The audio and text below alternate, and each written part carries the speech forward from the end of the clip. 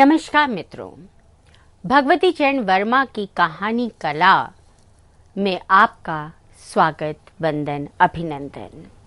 आज के इस व्याख्यान में हम भगवती चरण वर्मा की कहानियों के शीर्षक, उनकी पात्र योजना, किस तरह से उन्होंने अपने चरित्रों का उद्घाटन किया है, उनका संवाद किस तरह से उन्होंने नियोजित किया, उनकी कहानियों की भाषा शैली, परिवेश, वातावरण और इसके उपरांत उनकी कहानियों में किस प्रकार की शिथिलता या न्यूनताएं हमें मिलती हैं, इसका हम विस्तार से विवेचन करेंगे।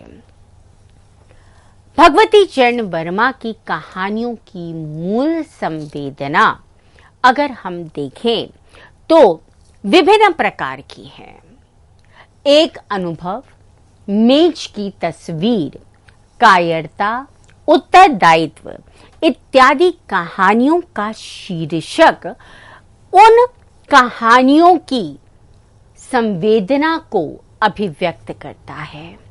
इन कहानियों के शीर्षक को पढ़ते ही व्यक्ति या पाठक ये समझ जाता है कि इन कहानियों के में लेखक क्या कहना चाहता है। उनकी कुछ कहानियां घटनाओं पर आधारित है। किसी घटना को कहानीकार ने अपना वर्ण विषय बनाया और उसके इर्द गिर्द उन्होंने कहानी का सृजन किया। इस प्रकार की कहानियों में प्रायश्चित, मुगलों ने सल्तनत बख्श दी, तिजारत का नया तरीका और इंस्टॉलमेंट कहानियों को उदाहरण स्वरूप लिया जा सकता है। कुछ कहानियों के शीर्षक उनके पात्रों पर आधारित हैं, जैसे दो बाके कहानी, प्यारी, आवारे, कुंवर साहब का कुत्ता। ज्यादातर कहानी के शीर्षकों के लिए कहा जाता है कि वो छोटे, जिज्ञासावर्धक, मूल संवेदना को अपने में समेटे हुए होने चाहिए, क्योंकि पाठक कहानी के शीर्षक को पढ़कर ही उसे आद्यंत पढ़ने के लिए उत्सुक होता है। वर्मा जी की कुछ कहानियों के शीर्षक किंचित लंबे होने पर भी कहानी को पढ़ने के लिए पाठकों को उकसाते हैं, जैसे मुगलों ने सल्तनत बख्श दी, वरना हम भी आदमी थे काम के, बेकारी का अभिशाप, रहस्य और रहस्य उद्घाटन। शीर्षक की दृष्टि से देखें तो कहानी के अंदर बार बार शीर्षक की आवृत्ति करने से कहानीकार ने उसमें रोचकता की वृद्धि की है। जैसे प्रायश्चित कहानी में राख और चिंगारी, बॉय, एक पैग और कहानियों को यदि हम ध्यान से देखें तो इन कहानियों के शीर्षक की अनुगूंज बार बार कहानी में हमें सुनाई देती है और इसलिए ये शीर्षक अपने आप में सार्थक हैं, जिज्ञासावर्धक हैं और पाठकों का ध्यान अपनी तरफ आकर्षित करते हैं। मेरी कहानियां कहानी संग्रह में वर्मा जी ने अपनी दो कहानियों के शीर्षक में परिवर्तन किया था। पराजय अथवा मृत्यु शीर्षक वर्मा जी की कहानी संग्रह मेरी कहानी के अनुक्रम में पराजय अथवा मृत्यु दिया गया है, जबकि संग्रह में इसे पराजय और मृत्यु लिखा है।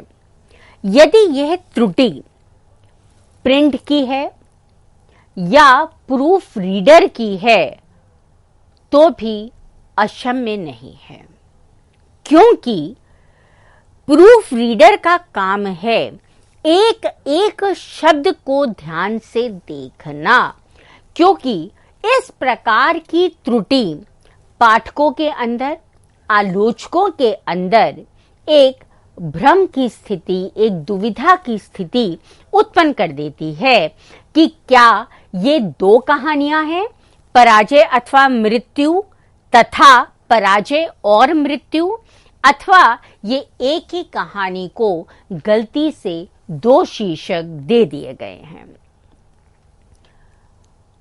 उन्होंने विषय के अनुरूप पात्रों की सृष्टि की है, जिसमें नर और नारी दोनों ही पात्रों को उन्होंने अपनी कहानियों में स्थान दिया है। अपनी कहानियों को विकसित करने के लिए, पात्रों के चरित्रों को विकसित करने के लिए वर्मा जी ने कोई उपक्रम नहीं किया। ये चरित्र क्रियाओं और प्रतिक्रियाओं के माध्यम से जन्म लेते हैं, विकसित होते हैं। घटनाएं किसी भी पात्र को विकसित करने में एक सहायक के रूप में हमें आती दिखाई दे रही हैं। उनके पात्र विभिन्न स्तरों के हैं, विभिन्न कार्यों को करते हैं। कोई डॉक्टर है तो कोई वकील है, कोई घर में काम कर रहा है तो कोई स्कूल में काम कर रहा है। ये सभी पात्र अपने अपने वर्ग की विशेषताओं को तो अपने में समाहित किए हुए हैं, किंतु इसके साथ साथ उन पात्र विशेषों की अपनी अपनी निजी विशेषताएं भी हैं, जिन्हें हम अस्वीकार नहीं कर सकते। वर्मा जी के पात्र अधिकतर उच्च वर्गीय धनाढ्य हैं। ऐसा इसलिए है क्योंकि वर्मा जी का जीवन इन्हीं लोगों के मध्य पला बड़ा था। वो इसी प्रकार के पात्रों से, उनके क्रियाकलापों से, उनकी दिनचर्या से परिचित थे। अतः निम्न वर्ग को उनकी समस्याओं को, उनकी परेशानियों को वो उतनी अच्छी तरह नहीं समझ सकते थे जितना वो उच्च वर्गीय धनाढ्य लोगों के जीवन को अपनी कहानियों में रेखांकित कर पाए।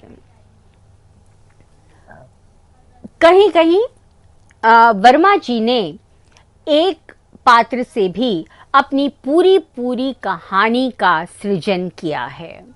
उदाहरण के लिए हम मुगलों ने सल्तनत बख्श दी कहानी को ले सकते हैं, जहां केवल एक मुख्य पात्र है, हीरो जी। वही कथा में वाचक की भूमिका, सूत्रधार की भूमिका का निर्वाह करता है। इसी तरह से खिलावन का नर्क कहानी में खिलावन एकमात्र पात्र है जो पूरी की पूरी कहानी को विकसित करता है। पूरी कहानी का दामोदार उसी एक पात्र खिलावन के ऊपर आ जाता है।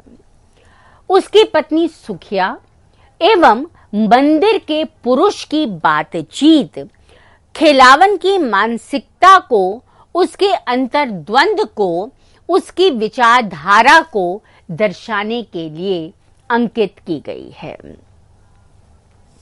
वर्मा जी ने जिन पात्रों का सृजन किया है वो अपने अपने कार्य क्षेत्रों में दक्ष हैं, चाहे वो जज हों, डॉक्टर हों या व्यवसायी हों। ये सारे के सारे अर्थ कमाने में लगे हुए हैं। पैसा किस तरह से आए, उचित तरीके से या अनुचित तरीके से, इसे सोचने में वो अपना समय नहीं गंवाते। उनका मुख्य ध्येय केवल धनार्जन करना है। क्योंकि धनाढ्य हैं, इसलिए समाज में जिन चीजों को गलत समझा जाता है वो उसे करने से पीछे नहीं हटते। जैसे पीना पिलाना, जुआ खेलना, वैश्यागमन या रिश्वत देना ही क्यों ना हो, ये लोग किसी भी तरीके से साम दाम दंड भेद किसी भी नीति से धनार्जन करना पसंद करते हैं। बार बार इन चीजों को लेखक ने अपनी कहानियों में बताया है। इस तरह की कहानियों में विस्की, बियर, व्हाइट हॉर्स आदि शब्दों का प्रयोग अनंत बार किया गया है। इस तरह की कहानियों को यदि हम देखें तो उसमें तिजारत का नया तरीका, अर्थपिशाच, कुंवर साहब का कुत्ता को उदाहरण के लिए लिया जा सकता है। वर्मा जी की कहानियों में केवल पुरुष पात्र ही धन के पीछे नहीं भागते। उनकी कहानियों में शिक्षित धनाढ्य आधुनिकाएं भी हमें दिखाई देती हैं, जो उच्छृंखल हैं, धन लोलुप हैं और पुरुषों की समकक्षता करने में इतनी मग्न हो जाती हैं कि कई बार पथ भ्रष्ट भी हो जाती हैं। यद्यपि वर्मा जी ने उन्हें अपनी स्वीकृति नहीं दी है, पर उन्होंने अपनी कहानियों में उनका अंकन करके ये बताने की कोशिश की है कि समाज किस प्रकार से उत्श्रृंखल होता जा रहा है। इस तरह की कहानियों में हम प्रेजेंस, बॉय एक पैग और कहानियों को ले सकते हैं। मध्य वर्ग के पात्र बुद्धिजीवी हैं, अपना जीवन सुचारू रूप से चलाने का प्रयास करते हैं। उनकी सबसे बड़ी दिक्कत यह है कि वो अपने से ऊपर अर्थात उच्च वर्ग की समकक्षता करने की चेष्टा करते हैं और ऐसा करते समय कई बार वो सामान्य जीवन जीने की भी विवशता उनके सामने उपस्थित हो जाती है। अपनी कुछ कहानियों में कहानीकार ने पात्रों के अंदर किस प्रकार की प्रतिद्वंदिता दिखाई देती है, किस प्रकार की विवशता दिखाई देती है, किस तरह से उन्हें दूसरे की समकक्षता करने के लिए मेहनत करनी पड़ती है, ये भी अंकित किया है। लाला तिकड़मी लाल कहानी इसी प्रकार से कवियों की परस्पर प्रतिद्वंदिता को हमारे सामने उद्घाटित करती है। निम्न मध्यवर्गीय पात्रों का जीवन सुबह से लेकर शाम तक धनार्जन करने के लिए संघर्ष करते हुए व्यतीत होता है। वर्मा जी का जीवन शुरू में अभावग्रस्त था। अल्पायु में ही उनके पिता की मृत्यु हो गई, अतः उन्हें अपनी माता और परिवार के अन्य सदस्यों को लेकर अपने सौतेले ताऊजी के घर रहना पड़ा। कुछ समय उपरांत सगे ताऊजी की मृत्यु के बाद वर्मा जी पर उनके परिवार का भी पालन पोषण का दायित्व आ गया। ऐसे में उन्होंने न केवल संपादन कार्य किया, वकालत की, पटकथा लेखन किया, जो काम उनके सामने आते गए जिनसे उन्हें धनार्जन कर सकते थे वो काम उन्होंने किया। इसलिए वो मध्य वर्ग की विवशता को, कुंठा को, संत्रास को समझ पाए थे।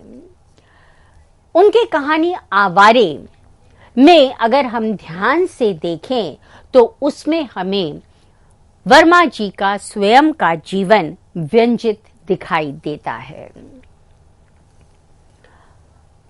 मध्य वर्ग के युवक युवती अपने जीवन को सुचारू रूप से जीने के लिए कई बार अनुचित मार्ग अपनाते हैं, ठोकरें खाते हैं, गिरते हैं, फिर उठने का प्रयास करते हैं। इस प्रकार की कहानियों में काश कि मैं कह सकता वह फिर नहीं आई एक अनुभव कहानियों को लिया जा सकता है, जहां नायिकाएं अपने जीवन की विवशता के कारण सात्विक एक सीधे सपाट मार्ग को छोड़कर देह व्यापार को अपनाने के लिए विवश हो जाती हैं।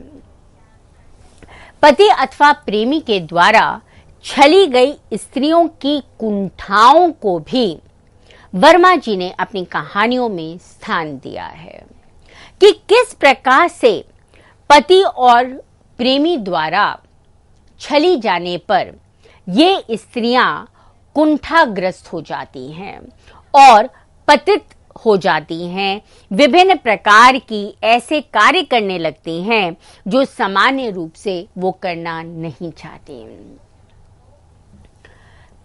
प्रेजेंस नायिका ये ऐसी कहानी है जिसमें नायिका सम्मानित वैवाहिक जीवन जीना चाहती है, किंतु पुरुषों द्वारा जब लगातार वो छली जाती है तो उसकी मानसिकता में परिवर्तन आता है और वो प्रेमियों को लगातार बदलने लगती है और उसका एक शौक उत्पन्न होता है कि वो उनके द्वारा दिए गए उपहारों का संग्रह करने लगे और इस प्रकार से वो प्रतिशोध ले रही है कि प्रेमी के प्रति उसके मन में कोई प्रेम भावना नहीं है, वो केवल उनके साथ संबंध इसलिए स्थापित कर रही है क्योंकि उसे वो उपहार चाहिए और यही उसे आनंद और तृप्ति प्रदान करता है।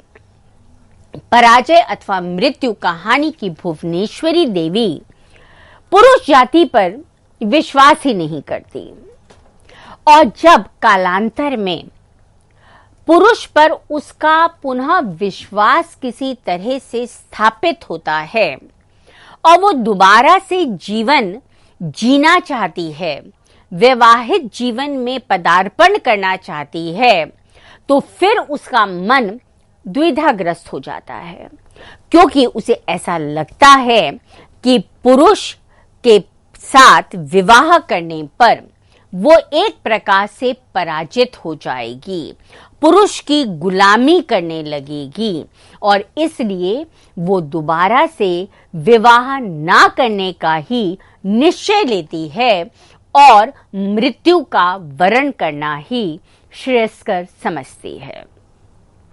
नाजिर मुंशी कहानी में नाजिर मुंशी बार बार अपमानित किए जाने पर भी साहब की खिदमत करना नहीं छोड़ता। ये उसकी विवशता है कि उसे उन साहब के साथ की जरूरत है अपने जीवन को सुचारू रूप से चलाने के लिए और इसलिए वो अपमानित जीवन जीने के लिए भी विवश हो जाता है।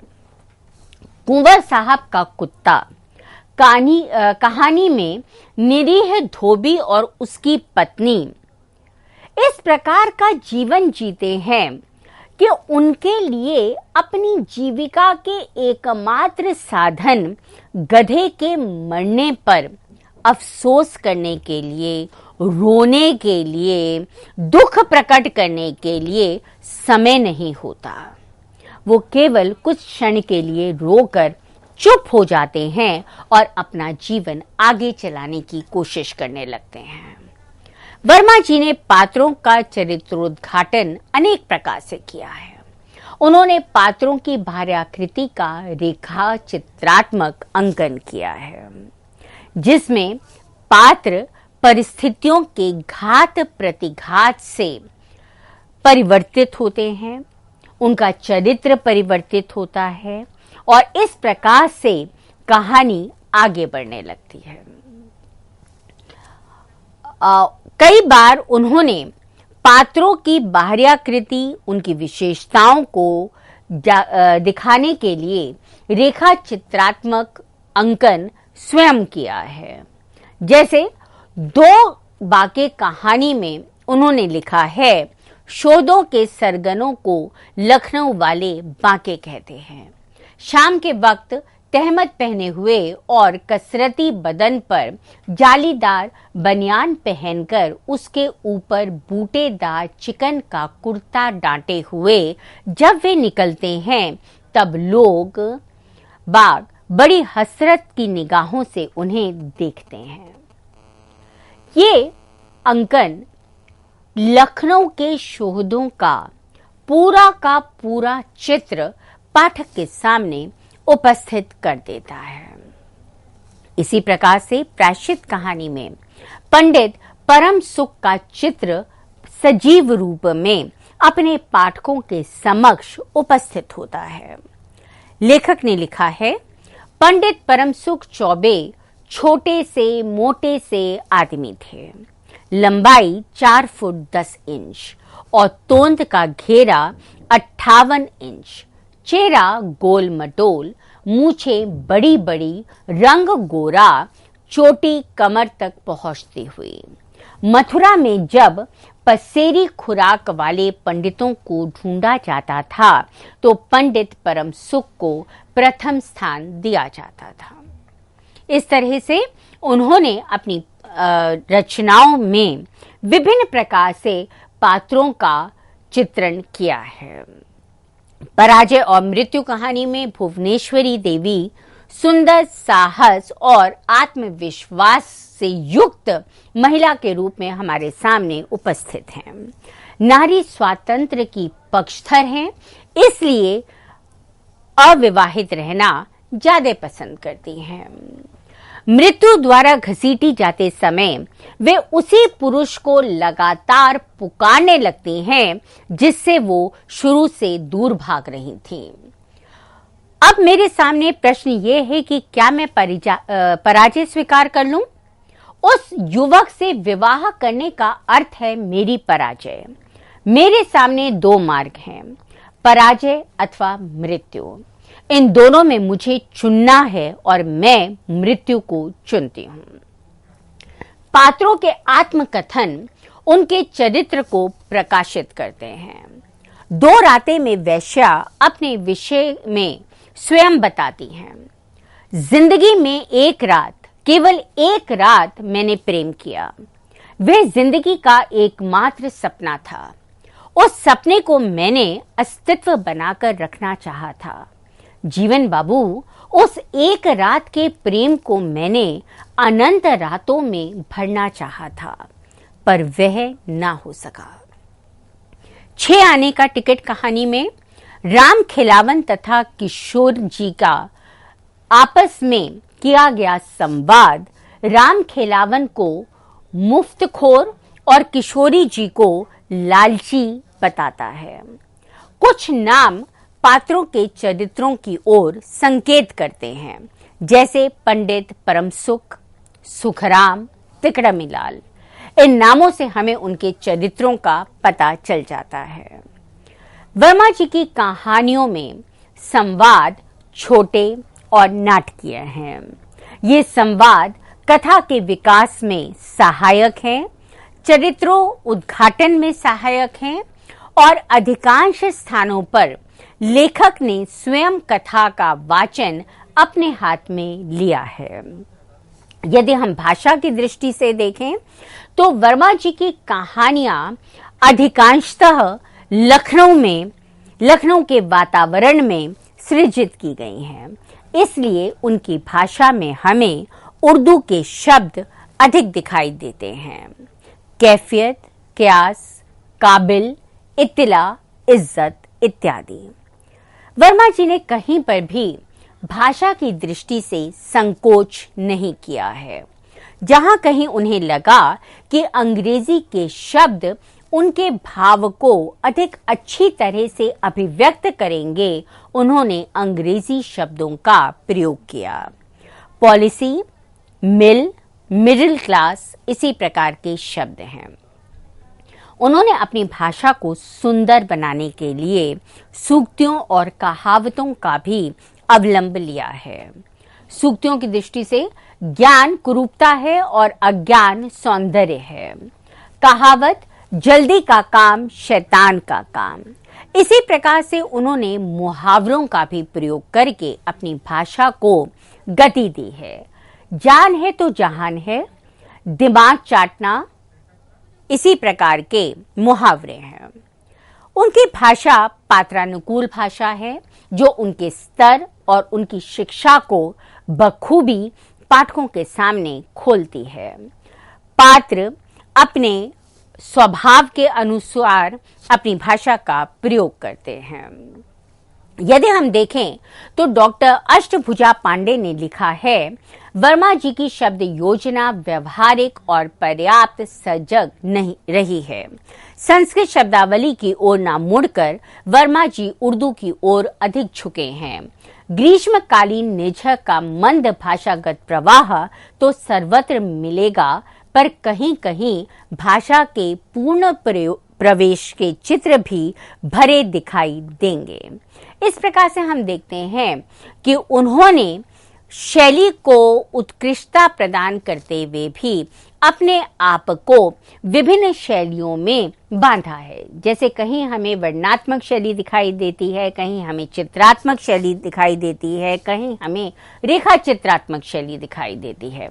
और इस तरह से वर्मा जी हमें प्रेमचंद के अधिक निकट दिखाई देते हैं। इस प्रकार की कहानियों में हम प्रायश्चित, दो बांके, लाला तिकड़मी लाल, अनशन, कुंवर साहब का कुत्ता, अवारे इत्यादि कहानियों को ले सकते हैं, जहां वर्मा जी ने वर्णनात्मक शैली का अवलंब लिया है। रेखा चित्रात्मक शैली में पात्रों, वस्तुओं, परिवेश और वातावरण का अंकन किया गया है। रेल में दो बाके, पराजय अथवा मृत्यु, इसी प्रकार की कहानियां हैं।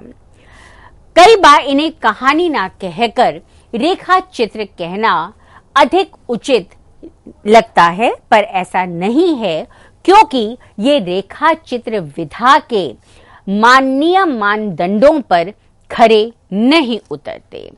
कई बार उन्होंने आत्मकथा और परस्पर वार्तालाप की स्थिति में नाटकीय शैली का प्रयोग किया है। दो बाके कहानी इसी प्रकार की कहानी है। पत्र शैली का भी उन्होंने प्रयोग किया है। राख और चिंगारी कहानी में पूरी की पूरी कहानी में हमें दो प्रकार के पत्र दिखाई देते हैं, जो कहानी के प्रारंभ और अंत में गीता चौधरी लिखती है।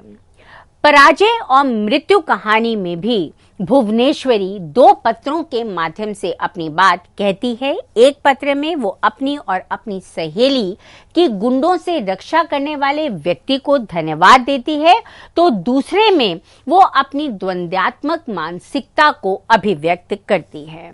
तुलनात्मक शैली, उद्धरण शैली का भी अवलंब वर्मा जी ने लिया है। हास्य व्यंग शैली का भी सशक्त प्रयोग उन्होंने अपनी कहानियों में किया है। इस प्रकार से यदि हम देखें तो न केवल वर्मा जी की कहानियां कहानी के विषय वस्तु से लेकर पात्र, योजना, परिवेश, अपने उद्देश्य, इन सब में एक मील का पत्थर साबित होती हैं, और हम सबको उनकी कहानियां पढ़नी चाहिए। तभी हम कहानीकार के रूप में उनकी प्रतिष्ठा को, उनकी उपलब्धियों को रेखांकित करने में समर्थ होंगे। धन्यवाद।